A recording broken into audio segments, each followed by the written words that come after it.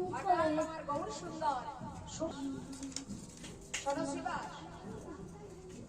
হ্যাঁ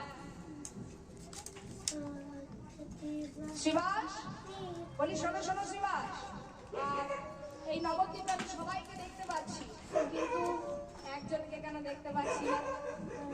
শিবাস পণ্ডিত বলছে, তুমি কার কথা বলছো দয়াময়? শিবাস, তোমরা তো সবাই বলো আমি নাকি সবাইকে দেখতে পাচ্ছি, কিন্তু আমার বলাই দাদা কোথায়? আমার বলাই দাদা কোথায়? এবার আমি এসেছি এই কলিতে, গিয়েছি তারাপীঠ। কি বলছেন আপনার কলিতে? এসেছি রানাদের রাত বাড়ি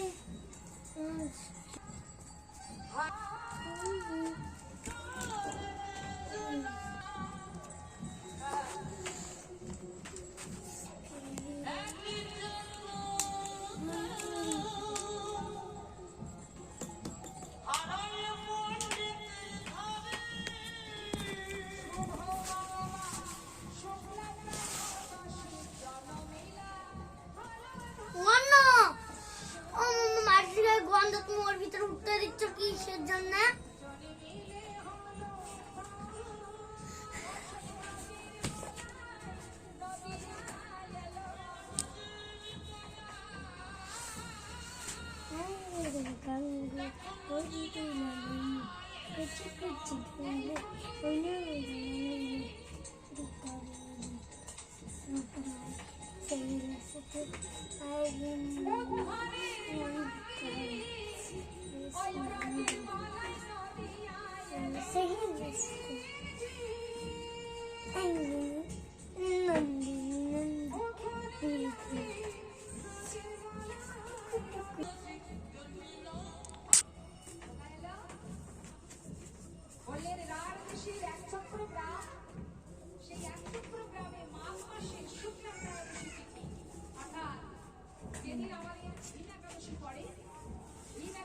পরের দিন হয় দ্বাদশী, তারপরের দিন যেদিন সেটাকে বলা হয় নিত্যানন্দ ত্রয়োদশী তিথি। ওই নিত্যানন্দ ত্রয়োদশী তিথিতে মাঘ মাসে এসেছে আমার নিত্যানন্দ প্রভু। তিনি এসেছিলেন নবদ্বীপে, আর একটা হলো বীরভূমে বিরাটদেশের মাঠে। যখন এলেন তার ঘরে হারায় পড়তে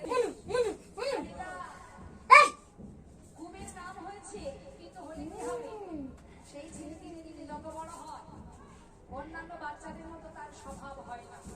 সে কি করে, তার সমবয়সী বন্ধুদের নিয়ে মাঠে গিয়ে কোনোদিন কৃষ্ণলীলা খেলা করে, কোনোদিন রামলীলা খেলা করে।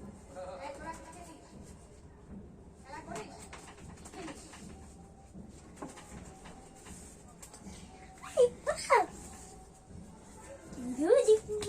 তাই নাকি?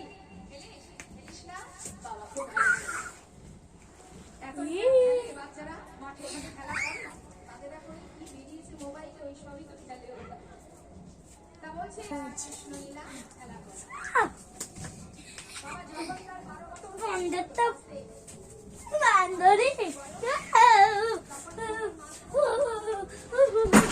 আস্তে